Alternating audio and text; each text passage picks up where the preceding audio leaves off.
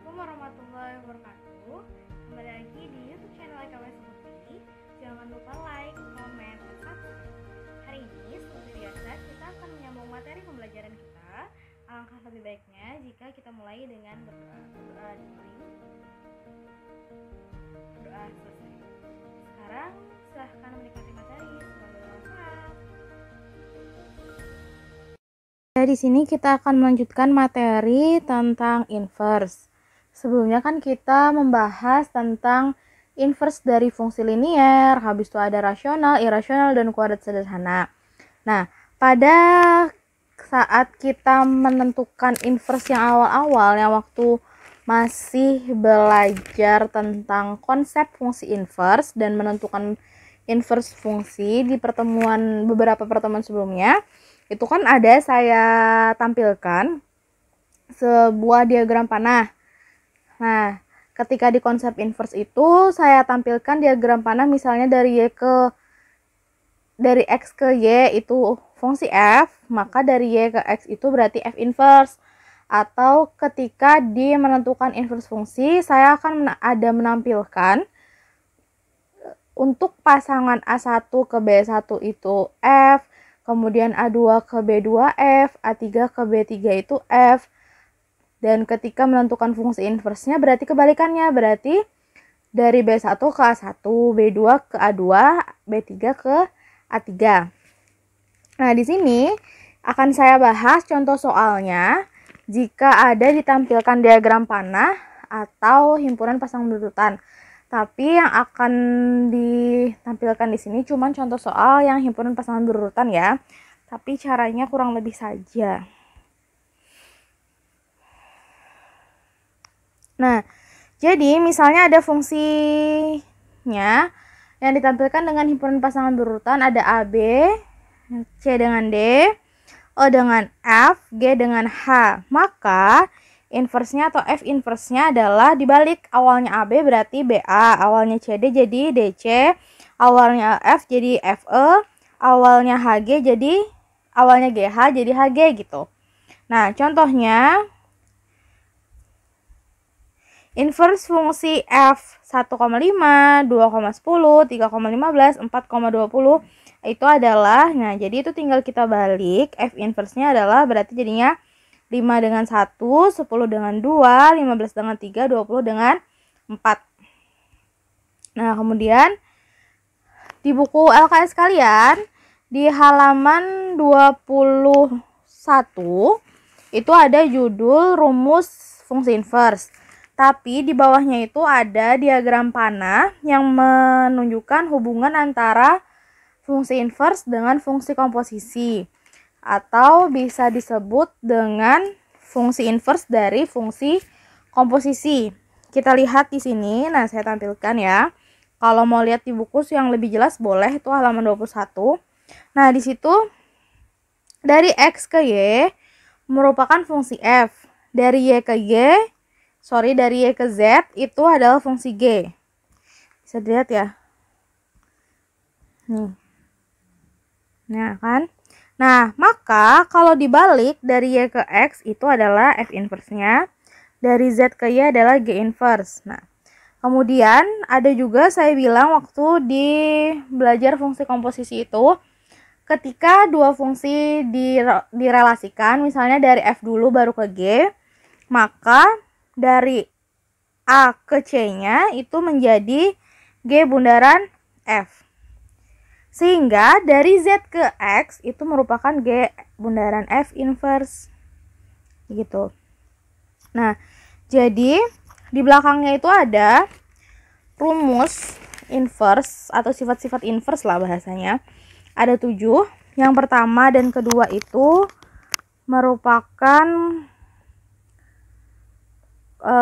ketetapan ya. Misalnya ada fungsi dikomposisikan dengan fungsi inverse sendiri, baik inverse-nya di depan atau inverse-nya di belakang. Di sini contohnya ada F inverse bundaran F atau F bundaran F inverse. Itu ketika dikomposisikan itu hasilnya selalu X. Bisa kalian lihat ada contoh soalnya di LKS kalian halaman 22. Itu tuh kembali menjadi X gitu. Nah, Bisa dilihat di sana ya. Kemudian yang nomor 3, sifat ketiga adalah, oh ya, sifatnya ada juga di halaman 22 yang di atas. F inverse diinverskan lagi. Jadi ketika fungsi inverse kan dibalik. Ibaratnya itu misalnya tangan nih kita balik. Dari yang awalnya punggung tangan, kita balik jadi telapak tangan. Ketika dia diinverskan lagi, artinya kan dibalik lagi. Awalnya kan dari punggung tangan kita balik menjadi telapak tangan. Kemudian telapak tangan tadi kita balik lagi, akhirnya kan kembali lagi menjadi punggung tangan. Jadi begitu juga ketika fungsi diinverskan, dia diinverskan lagi, maka dia akan kembali ke fungsi asalnya. Nah, kemudian sifat yang keempat dan kelima ini adalah soal yang paling sering keluar, sangat-sangat sering, baik di ujian maupun di latihan-latihan. Nah, G bundaran F inverse atau F bundaran G inverse. Ini merupakan cara yang bebas, mau kalian kerjakan yang mana, pakai cara yang mana, bebas. Tapi nanti akan saya kasih trik-triknya supaya mudah. Jadi misalnya G bundaran F inverse X itu sama aja dengan, kan awalnya kalau G bundaran F inverse nanti itu dibalik, jadinya F inverse bundaran G inverse. Kemudian kalau F bundaran G inverse, maka berarti G inverse bundaran F inverse. Nah, kemudian nomor 6 dan 7. Kita misalkan HX-nya adalah G bundaran F misalnya. Maka ini kan sama-sama dimisalkan G bundaran F sifat 6 dan 7 ya. Misalnya mau ditanyakan adalah Fx di belakangnya ya. Dari kayak G bundaran F. Ini belakangnya. Maka belakangnya kita ganti menjadi H, maka sama dengannya dengan Fx. Kalau yang ditanya Gx, maka H-nya kita taruh di depan. Gitu. Oke. Tapi ini jarang sih. Kita lanjut ke contoh soal yang akan saya contohkan adalah yang nomor 4 dan nomor 5 karena itu paling sering. Kalau nomor 1 dan 2 bisa kalian lihat di LKS aja. Itu pembuktian aja. Jadi kalau ada soal nanti gak usah dicari, langsung aja jawab X gitu. Jangan sampai ada yang salah, oke? Nah, ini contohnya saya ambil di halaman 23 yang contoh nomor 2. Diketahui fungsi f dari real ke real, g dari real ke real dengan ketentuan fx sama dengan 2x kurang 6, gx sama dengan x tambah 3. Nah, ketika kalian menemukan fungsinya itu fungsi asal, baik fungsi fx dan gx, kemudian ditanyakannya adalah f bundaran g inverse, g bundaran f inverse, alangkah lebih mudahnya jika kalian cari komposisinya dulu baru kalian inverskan.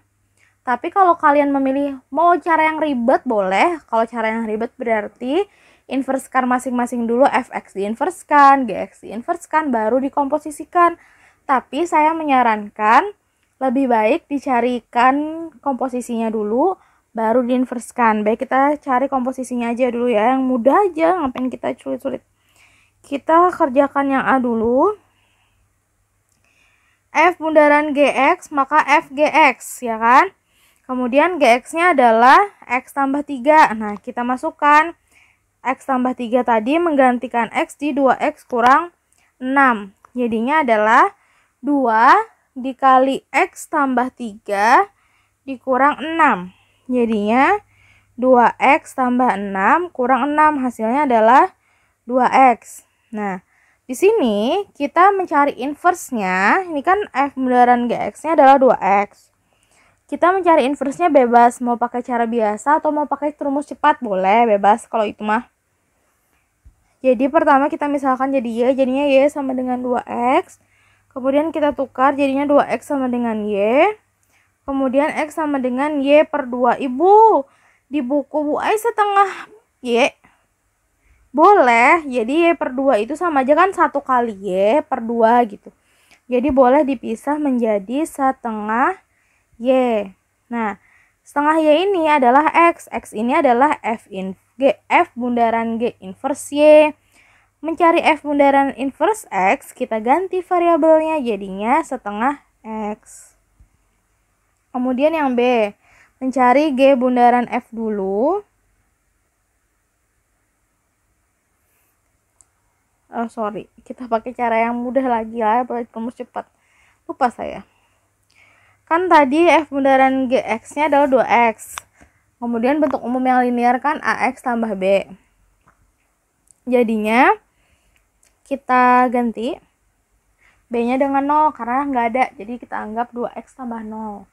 Jadi a nya 2, b nya 0. Kita masukkan ke rumus x kurang b per a, jadinya x kurang 0 per 2, jadinya x per 2. Sama aja, mau ditulis setengah x juga boleh. Oke, kita masuk ke b, g bundaran fx. Fx nya adalah 2x kurang 6, jadinya x tambah 3, kan x nya digantikan dengan 2x kurang 6, jadinya 2x kurang 6 tambah 3, jadinya 2x kurang 3.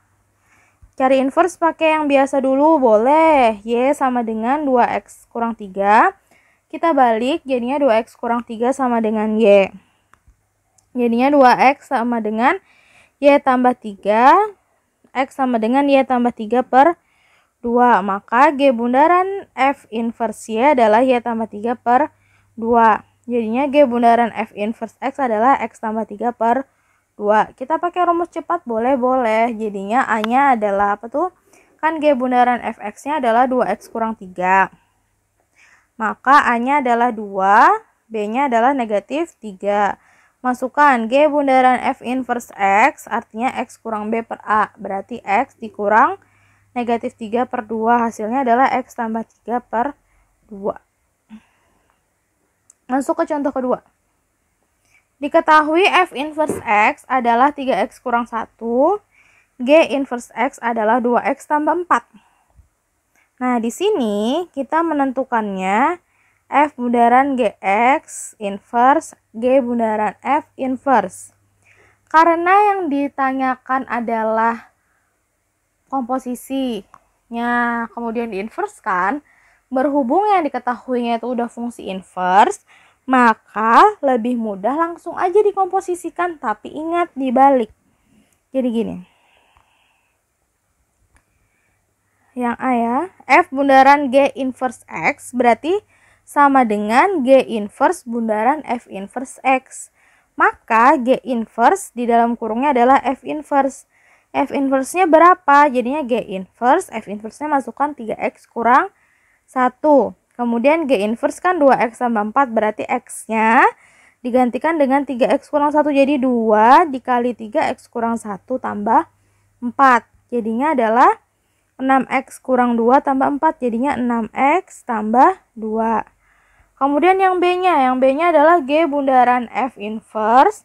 Jadinya adalah F inverse bundaran G inverse. Jadinya F inverse G inverse. G inverse-nya adalah 2x tambah 4. Kemudian gantikan x di 3x kurang 1 tadi dengan 2x tambah 4. Jadinya 6x tambah 12 kurang 1. 6x tambah 11. Itu. Nah, di sini misalnya kalian ada balik-balik di LKS itu, soalnya kan ada misalnya seperti di yang pilihan ganda. Kalau kalian lihat di nomor 25 itu kan ada F bundaran G inverse 2. Kemudian ada lagi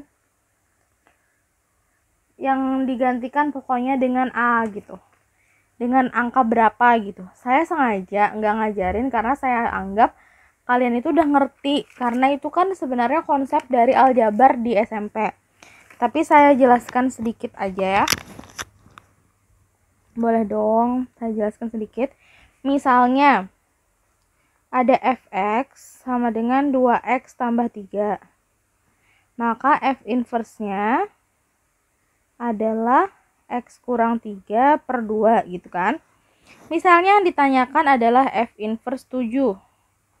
Berarti 7 per 3 dikurang 2. Kenapa Bu jadi 7 per 3 dikurang 2? Karena di sini x, di sini x. Di sini 7, maka x-nya digantikan dengan 7.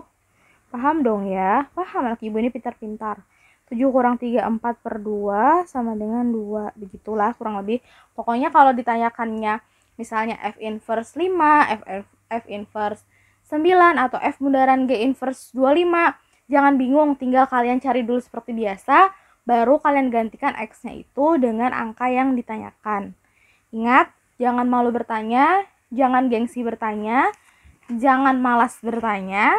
Silahkan bertanya, manfaatkan fasilitas yang ada. Kalau belum mengerti, videonya bisa diulang-ulang, atau kalau mau bertanya di bagian mana yang kurang paham, bertanya aja. Jangan budayakan ngikut-ngikut teman malas bertanya, oke? Terima kasih. Ya, sedikit lagi, setelah ini kan materinya habis. Kemudian pertemuan selanjutnya, nanti kita akan ada latihan soal dulu. Ya, yang selanjutnya itu latihan soal. Kemudian kita lanjutkan dengan pengumpulan catatan yang belum. Pertemuan berapa yang belum ya, sisanya kemarin kan sudah sampai pertemuan berapa. Berarti yang akan dikumpulkan selanjutnya adalah pertemuan yang selanjutnya. Nah, setelah itu kita akan mengadakan ulangan harian. Oke. Jadi pokoknya diingat, pertemuan sekarang kan materi terakhir. Kemudian nanti pertemuan selanjutnya latihan soal. Pertemuan selanjutnya lagi pengumpulan catatan. Pengumpulan selanjutnya lagi baru kita ulangan harian. Jadi saya nggak akan memberitahukan di grup lagi kayaknya ya, cukup sampai di sini aja. Itu menandakan kalau yang menonton video saya sampai akhir itu baru tahu ya. Kalau setelah ini saya ulangi latihan soal, kemudian catatan, pertemuan selanjutnya lagi baru ulangan. Jadi masih berjarak 2 pertemuan dulu, setelah ini baru ulangan pertemuan selanjutnya. Mengerti ya? Terima kasih. Demikianlah materi kita hari ini. Jika ada pertanyaan silahkan tulis di kolom komentar, atau untuk murid-murid saya silahkan kita berdiskusi di grup WhatsApp.